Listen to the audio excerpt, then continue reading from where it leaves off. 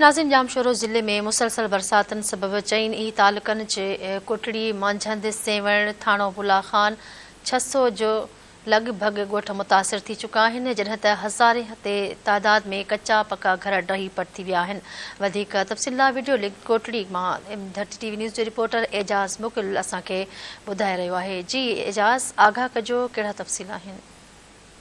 सेवण तालुके जे लॻभॻि नंढनि वॾनि ॻोठनि तक़रीबन 500 जेके ॻोठ आहिनि उहे पिणु मुतासिर थिया आहिनि। अव्हांखे ॿुधाईंदायूं त तालुके सेवण जे यूसी झांगारा बाजारा बूबक समेत ॿिया केतिरा ई इलाइक़ा आहिनि जेके हेठाई वारा इलाइक़ा हुजण करे ऐं नयूं वेहण करे उते जेके ॻोठ आहिनि नंढा वॾा ॻोठ उहे पिणु पाणी हेठि अची विया आहिनि जिते केतिरा ई हज़ारनि जी जेके ख़ानदान आहिनि उहे पिणु मुतासिर थिया आहिनि। अव्हांखे ॿुधाईंदायूं त मुसलसल बरसाति जे सबबु जिते नंढा वॾा ॻोठ मुतासिर थिया आहिनि त उते सवनि जी तइदाद में जेके कचा पका घर आहिनि उहे पिणु ढही पट थी विया आहिनि।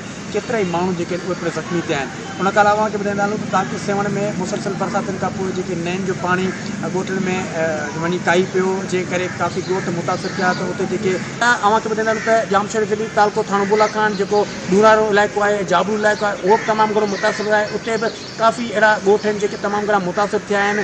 हज़ारनि जी तइदाद में जेके ख़ानदान आहिनि उहे पिणु बेयारो मददगार बणियल आहिनि। उते बि अव्हांखे ॿुधाईंदायूं त समाजी तंज़ीम जो सरबराह आहे मलिक सिकंदर जूनियर ख़ान जी समाजी तंज़ीम पिणु आहे। उन जी तंज़ीम जीश बरसाति शुरू थी त उन्हनि जी तंज़ीम पारां मुसलसल पंहिंजे कम जे सिलसिले खे पिणु जारी रखियो। वक़्तनि ब वक़्तनि हुननि मुतासिर सटनि वटि उते पहुची करे खाद खुराक समेत ॿियो सामान पिणु विरिहाइण जो सिलसिलो अॼु ॾींहं ताईं बि जारी आहे। पाक आर्मी जी टीमूं जेके आहिनि उते पिणु पहुतल आहिनि ऐं उते जेके इलाइक़ा मुतासिर थिया आहिनि उन्हनि जे लाइ मदद कई थी वञे।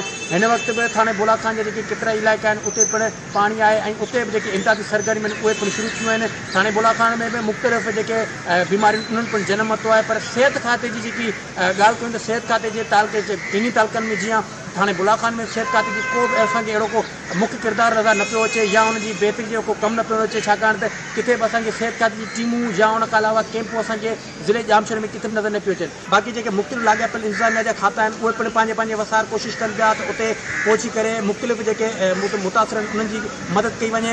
गॾोगॾु जेको सिहत खाते जो जेको मुख्य किरदारु आहे उहो बि असांखे किथे नज़र न पियो अचे। ओवरऑल जामशोरो ज़िले जी जेकी मजमूई तौर ते सूरत हाल इहा आहे त 2000 जे लॻभॻि जेके नंढा वॾा ॻोठ आहिनि उहे पिणु मुतासिर थिया आहिनि।